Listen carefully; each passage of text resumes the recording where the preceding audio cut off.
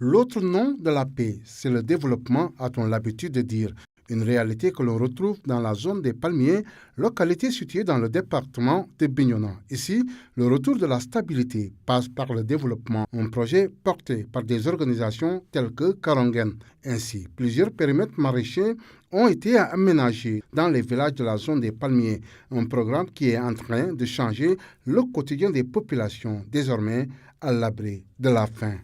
L'impact du point de vue d'abord réalisation, parce que tout simplement il faut comprendre aujourd'hui cette douloureuse crise casamançaise n'a pas épargné la frustration au niveau des populations de manière générale, mais les populations de la zone des Palmiers de manière spécifique. Donc quand on a eu la chance d'avoir un périmètre maraîcher, d'abord l'existence même d'un périmètre maraîcher a réduit fortement la frustration qui existe, parce que ça fait partie des réalisations dont les populations avaient tant souhaité. Avant le programme, il y avait des blocs maraîchers, mais quelque part où la clôture n'était pas bonne, où le puits n'était pas bon, ou bien le fait même de puiser de l'eau avait été un problème très sérieux au niveau surtout des femmes. Donc, quand on a eu le bloc maraîcher, avec tout ce que vous avez vu comme matériel qui existe à l'intérieur, les bassins, le système de pompage solaire, aujourd'hui, il ne suffit que de puiser de l'eau et d'aller vraiment au niveau des bassins, aller arroser. Outre son aspect économique, l'intervention de Karongen, fruit de la fécondité de la coopération espagnole, est en train de rapprocher davantage des populations qui se regardaient jusque-là en chiens de faïence. Votre venue ici aujourd'hui nous est très satisfaite. Donc, nous sommes là, en groupement de femmes, hommes, jeunes et filles confondus. Nous sommes 80. Donc, notre travail ici, c'est pour tenir nos familles, nos enfants à l'école, surtout les femmes, sont très braves. Donc, même les Gambiens qui étaient là, lorsqu'ils ont des problèmes en Gambie, ils ont leur part ici. Donc, nous sommes ouverts. Même les Dakarois, les Ziguinchorois qui sont à Baranlir, qui sont à Ziguinchor, et mes habitants de Baranlir, s'ils viennent, s'ils veulent travailler, ils sont au même pied d'égalité que tout grand de Baranlir.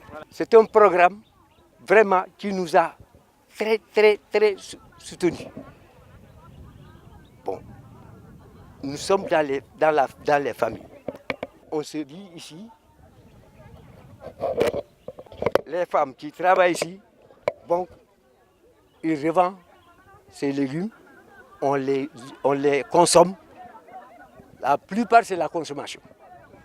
On les revend pour peut-être payer des gosses à l'école, ainsi de suite. Grâce donc à Karongen, l'espoir naît dans la zone des Palmiers avec cet important programme qui embrasse l'agriculture, le maraîchage, la formation et l'alphabétisation. Le programme Karongen 2, c'est une histoire, je peux dire. Donc, parce que ça a démarré dans la commune de Souel et Djibidione. À ce moment-là, on l'appelait programme Karongen 1. Donc, on intervenait dans la commune de Souel et de Djibidione. Et là, c'était un programme intégral qui touchait l'agriculture, l'élevage, la santé, l'éducation, l'eau et l'assainissement. Donc c'est à partir de là-bas que nous avons eu à faire un diagnostic pour la commune de Djignaki et la commune de Singnan. Donc on est parvenu à réunir des gens qui avaient des difficultés de se réunir. Donc ça c'est un. Deuxièmement, donc vous n'êtes pas sans savoir qu'il y a des villages qui sont à proximité de la frontière, là où il était difficile de trouver une petite pièce du franc CFA dans les poches. Tout ce qu'il y avait là-bas comme argent, c'était le dalasi. Mais aujourd'hui, on est parvenu à faire entrer le franc CFA au niveau de ces localités-là. L'autre chose, c'est par rapport à la nutrition. Donc comme vous le savez, le programme Karongen, c'est sécurité alimentaire également. Donc on a eu à introduire des spéculations, de nouvelles spéculations que jadis peut-être qu'on mangeait, mais pas assez. Et même si on les mangeait aussi, on ne les produisait pas. Mais maintenant, on arrive même jusqu'au fin fond des villages du Fogny, on arrive à trouver des espèces comme la betterave, l'haricot vert, la laitue qui sont exploitées. Donc on les exploite, on les vend et on les consomme en même temps. Donc comme vous le savez, au niveau de chaque groupement, là où on a installé un périmètre maraîcher, donc on a eu à organiser des formations pour montrer aux femmes comment transformer les fruits forestiers d'abord, en plus les légumes qu'elles tirent à partir du bloc maraîcher. Donc que ce soit la transformation, le séchage, la conservation, mais en plus de ça, on les a formés sur la cuisson, les activités culinaires. Et en plus, il y a l'alphabétisation. Et l'alphabétisation, comme vous l'avez même remarqué tout à l'heure, parmi les intervenants, elles ont magnifié l'intérêt qu'elles trouvent dans l'alphabétisation, notamment le fait de pouvoir utiliser la balance, alors que jadis elles avaient des problèmes à l'utiliser. Donc elles ont également appris à utiliser le téléphone, alors que d'ordinaire aussi, si tu veux parler avec quelqu'un, tu demandes à une autre personne de venir te composer le numéro. Mais maintenant, c'est toi qui le fais toi-même. Donc tout ça, c'est des avantages qu'on a notés par rapport aux activités que nous menons sur le terrain.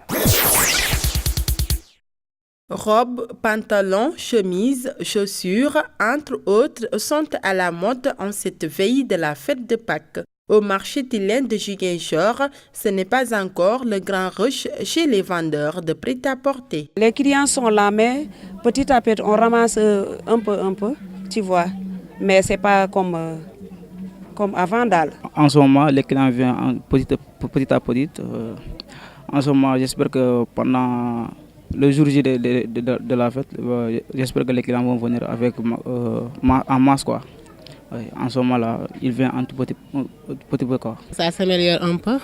En général, on a des clients qui provenant de la Guinée-Bissau qui viennent faire de jassa ici. Des fois, ils viennent en quantité, des fois aussi pas tellement. Hein. Selon ces vendeurs, la crise économique est passée par là, car pour eux, les prix sont abordables. Avec la crise là, des fois, tu veux acheter, un client vient, il veut acheter, mais ça dépend. Si tu n'as pas d'argent, tu vois. Nous vendons des robes pour filles, des robes ensemble jupe, des hauts. Il y a aussi des habillements pour hommes, des chemises, Lacoste, manches longues, des pantalons comme chaussures aussi. Les prix sont favorables. Pour le moment, ces vendeurs de prêt-à-porter n'ont que leurs yeux pour observer leurs marchandises en attendant l'arrivée des clients. Le jeudi saint, comme vous le savez, ouvre donc ce qu'on appelle le Triduum pascal. Un Triduum pascal, ce sont les 3 derniers jours qui commémorent donc l'événement de la Pâque du Christ. Et en ce qui concerne le jeudi saint, nous rappelons spécialement ce qu'on appelle la dernière scène du Christ. Donc la scène du Christ, c'est le dernier repas que le Christ a pris avec ses disciples. Et au cours de ce repas, beaucoup de choses vont se passer. Et donc ce jour-là, il y a plein de symbolismes. Et parmi ces symbolismes-là, nous avons ce qu'on appelle le lavement des pieds, qui est donc ce geste-là que le Seigneur a initié avec ses disciples, en prenant donc, en lavant donc les pieds de ses disciples. Il appelait ses disciples à une chose essentielle, ça veut dire au service. Et donc c'est là qu'il faut voir le sacerdoce ministériel s'exprime dans le geste du lavement des pieds, pour dire que désormais, ses disciples doivent reproduire ce geste-là dans la vie de tous les jours. Chacun de nous doit être au chevet de son frère, chacun de nous doit travailler à ce que son frère et sœur, son vis-à-vis, puisse également bénéficier des conditions de vie dignes, des conditions de vie respectables. C'est à chacun de nous que ce geste est rappelé. Donc ce n'est pas seulement à ses disciples, mais à chacun de nous, à chaque chrétien, pour dire que chaque jour nous devons nous occuper des autres, pour dire que chaque jour nous devons servir. Le geste de lavement des pieds résume ce qu'on appelle l'essentiel du ministère qui est le service. la Syrie est au cœur de la visite du chef de la diplomatie américaine Rex Tillerson en Russie. C'est la première d'un haut responsable américain depuis l'investiture de Donald Trump.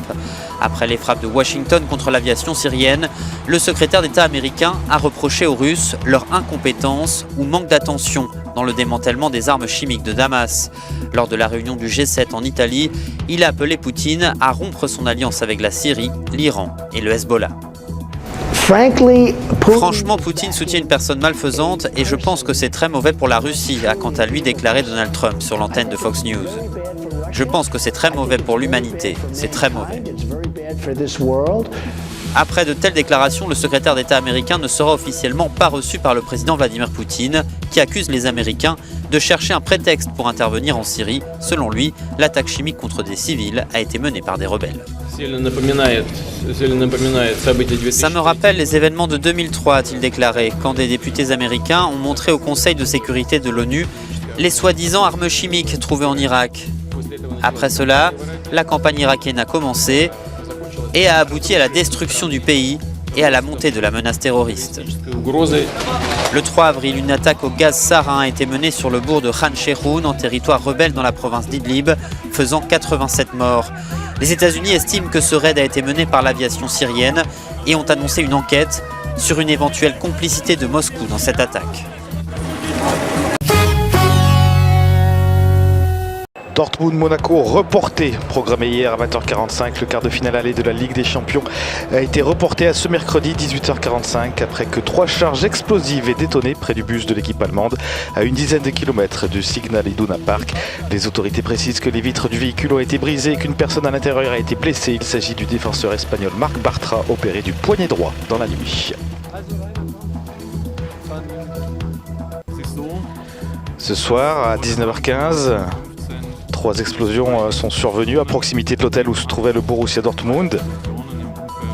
Les joueurs étaient dans le bus et se rendaient au stade. Depuis le début, nous pensons que cette attaque était ciblée à l'encontre de l'équipe du Borussia Dortmund. Toutes les forces de police disponibles sont désormais mobilisées.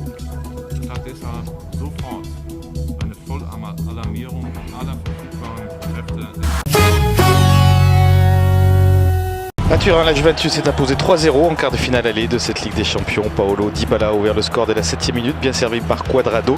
L'attaquant argentin s'offre un doublé 15 minutes plus tard d'une frappe du gauche, premier poteau. Le 3e but est signé Giorgio Chiellini de la tête, bien servi par Miralem Pjanic face à un FC Barcelone décevant.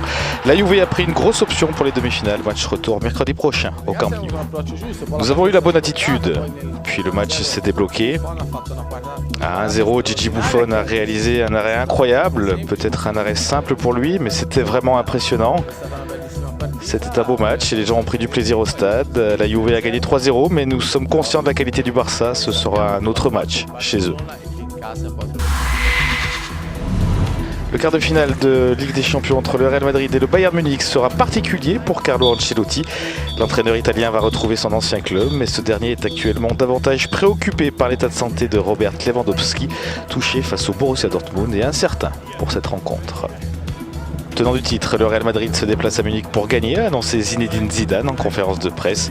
Pas question de résumer ce match à un choc d'entraîneur, même si l'élève modèle va retrouver le maestro dont il a été l'adjoint en 2013-2014. En raison des blessures de Varane et de Pep, Zidane ne pourra aligner son équipe type à Munich. C'est Nacho qui sera titularisé en charnière centrale aux côtés du capitaine Sergio Ramos. L'autre quart de finale de cette Ligue des Champions est un peu moins sulfureux sur le papier, mais il n'en sera pas moins excitant. Finaliste malheureux l'an dernier, l'Atlético Madrid reçoit Vicente Calderón, la surprise de cette saison, Leicester. Pour l'entraîneur argentin des Colchoneros, ce match sera tout sauf une partie de plaisir entre deux formations au profil très similaire.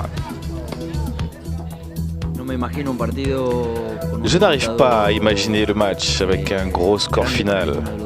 Cela va être très serré. Les deux équipes ont des caractéristiques spéciales. Elles jouent avec beaucoup d'intensité et beaucoup de concentration. Ça va être deux matchs très dangereux. Et la vérité sera sur le terrain. De son côté, Leicester, qui fait ses débuts en Ligue des Champions cette saison, aborde cette rencontre sans complexe. Greg Shakespeare est là pour jouer, tout simplement. Ne pas faire d'erreur, on est là pour jouer, nous ne sommes pas là pour regarder les chiffres ou l'adversaire. Nos joueurs méritent cette opportunité, nous espérons que cela va arriver. Une absence de marque pour cette rencontre, celle de Kevin Gamero, forfait en raison d'une blessure à la cuisse qui l'éloigne des terrains depuis le 19 mars.